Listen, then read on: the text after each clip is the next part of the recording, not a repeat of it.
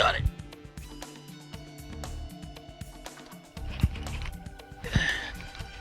As soon as it hit the water. I mean, just as soon as it hit the water. He's not very big.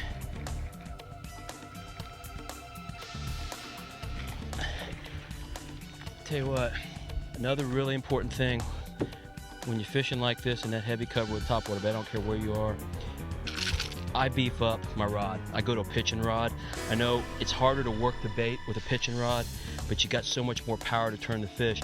And with a walking bait like this, it's a lot easier to use heavy line. Everybody thinks, you know, with a topwater bait you use 10 or 12 pound test line. I'm throwing 20. Just make sure it's not fluorocarbon, because fluorocarbon pulls the topwater bait down. Use 20 pound monofilament because you want a little bit of stretch. But that and a pitching rod will give you that oomph. I've also upsized my hooks. Go to a little bit larger hook, and it just gives you a little bit more meat. Doesn't tear out as easy. And you can get away with using a popper or a buzz bait, but a walking bait in the summertime, you're not going to catch any bigger fish than you will on a walking bait. A Sammy or a Zara spook or something like that is just hard to beat. The fish just love it. One other thing, see that little snap right there? You've heard me tell you before to always use a snap on your walking bait because it makes it walk. Down here, you make sure it is a heavy snap because they will straighten the light one out, guarantee you. Heavy duty everything. Hooks, line, rod, everything. Oh, that's why you want heavy. Right there's why you want heavy. He's in the tree. Not even a big fish, but he was all up in the trees and stuff.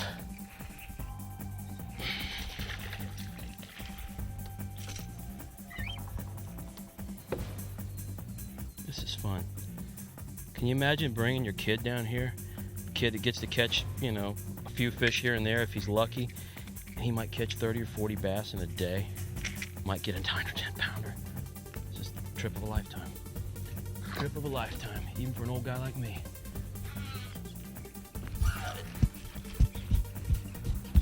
Oh, dude. Wait in that tree.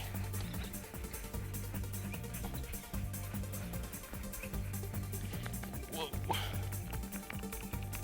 Anytime you see that variety of sizes that we have seen, you know that they're doing something right with this lake. The spawns are happening, the water going up and down, everything's happening at the right time. This lake is probably as healthy as any lake I've ever fished.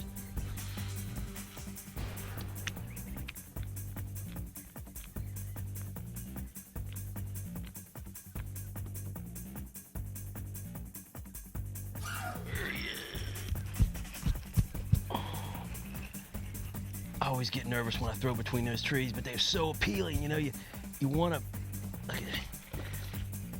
try and thread the needle sometimes, but man, if you get a pig on, doing what I just did right there, throwing between those trees, is not the way to get a big one out. I think that that's probably the thing that keeps a lot of fishermen from fishing this way, is you got to be a pretty accurate caster. You got to be able to thread the needle a lot of times, and you got to use pretty stout stuff so you can get the fish out. If you get a real giant on, your percentage of landing them on a treble hook bait in trees is not really good, but it's fun trying, man. It is fun trying.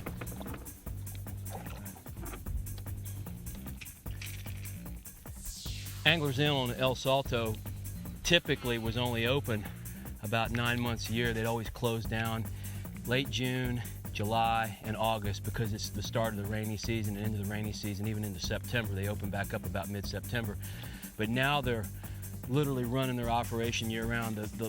The fame of the lake has gotten out. Everybody realizes how awesome the lake is, and people are wanting to come, and the facility's kind of limited. So they've basically opened it up for summertime, which also is kind of cool because it allows people to bring their fathers and daughters and sons and little groups that come down when the kids are out of school that typically wouldn't happen.